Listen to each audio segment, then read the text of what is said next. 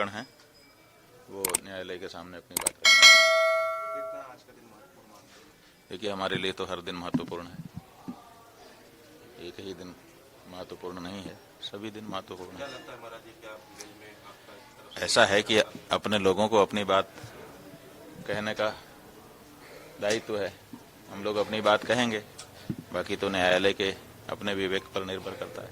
उधर से कहा जा रहा है कि जिस तरह से सबूत दिया गया है कोर्ट में संभावना नहीं है कि बेल मिले। अब देखिए, उनकी तरफ से भी प्रयास किया ही जाएगा कि ना मिले, वही यही होता है। तो स्वाभाविक है कि वो अपना काम करेंगे, हम अपना काम करेंगे। महाराज जी, जब से ये प्रकरण चल रहा है अब तो सोशल मीडिया में भी दो फाड़ देखने को मिल रहा है। लगातार आपके पक्ष में भी लोग अब पोस्ट करना शुरू कर दिए हैं, तो आशुतोष के तरफ से भी पोस्ट होना शुरू हो चुका है। ऐसा है कि झूठ की उम्र लंबी नहीं होती, फरेब जो है एक न एक दिन तराशाई हो जाता है। तो जो झूठ लेकर के आए थे, एक कहानी बना के लेके आए थे, धीरे धीरे अब उसकी कलई खुल रही है, एक एक परत दर परत खुल रही है। इसलिए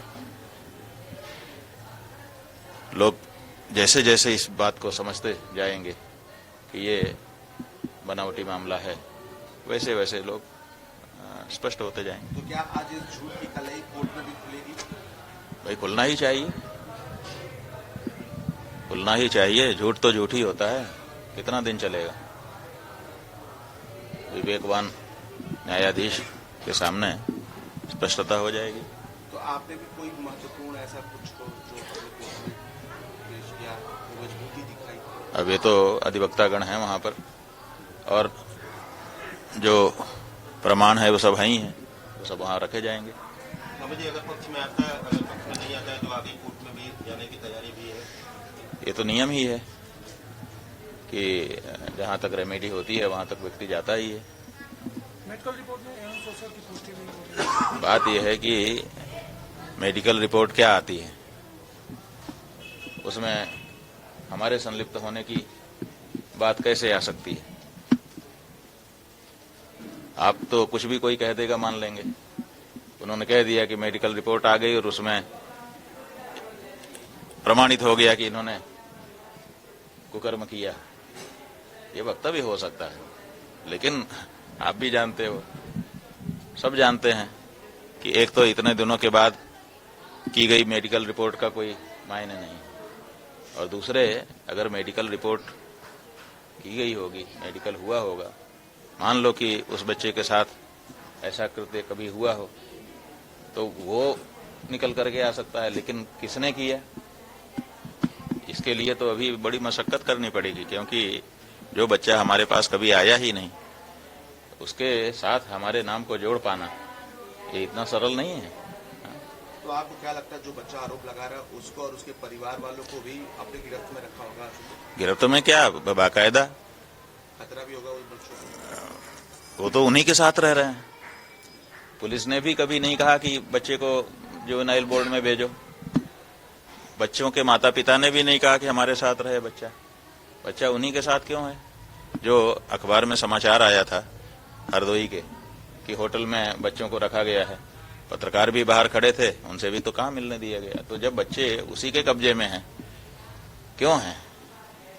एक ऐसा व्यक्ति जो हिस्ट्री शीटर है, उसके साथ नाबालिग बच्चे उसी की कस्टडी में लगातार महीनों से बने हुए हैं। आखिर क्यों बने हुए हैं? आखिर क्यों उत्तर प्रदेश की पुलिस उसको ये मौका दे रही है? आखिर इसके पीछे क्या उद्देश्य है?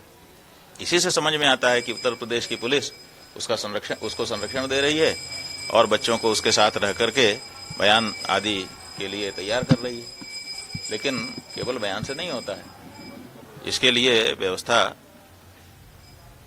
आप बनावटी कितनी भी बनाएं, जो सच है वो सच ही रहने वाला है और जो झूठ है वो झूठ ही रहने वाला है। आशुतोष ने कहा था जो लैपटॉप में बताया कि सारे साक्ष्य मौजूद हैं, तो उसको लेकर कैसे लेते हैं? बात यह है कि जो व्यक्ति उतावला है बताने के लिए, एक एक बात बताते जा रहा है, जो सच है जो झूठ है सब बोलता चला जा रहा है।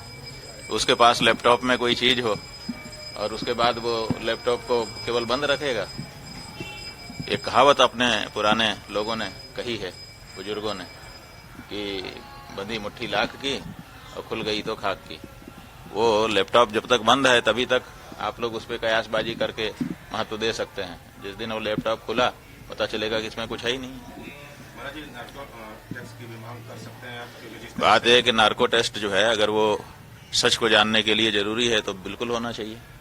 इसी तरह से जो भी और तरीके हों, हम तो अभी सब तरीके नहीं जानते हैं कि सच को जानने के कौन कौन से तरीके हैं। जो भी तरीके हों उन तरीकों को आजमाया जाए और सच को सामने लाया जाए। हम संस्था को संरक्षित करने के लिए हमारा एक परिकर वर्ग होता है, तो परिकर वर्ग उसकी संरक्षा के लिए कार्य करता है। अब उनको ये है, अगर सबसार हो, क्या दिक्कत है किसी को? हमने कहा कि भाई क्या दिक्कत है, अगर गिरफ्तार करके ले जाएंगे तो तुम लोगों को क्या बाधा है? उन्होंने कहा हमें कोई बाधा नहीं है, आपको भी हम देख रहे हैं कि कोई बाधा नहीं है, लेकिन वहां ले जाकर के अगर जहर की सुई लगा दी आपको, तो ये भी बहुत सारे कहानियां आ चुकी हैं कि जेल में ले जाकर के गड़बड़ किया जाता है। अगर आप ये वीडियो YouTube पर देख रहे हैं तो हमारे चैनल को सब्सक्राइब कर बेल आइकन दबाएं, और Facebook पर देख रहे हैं तो हमारे पेज को लाइक करें।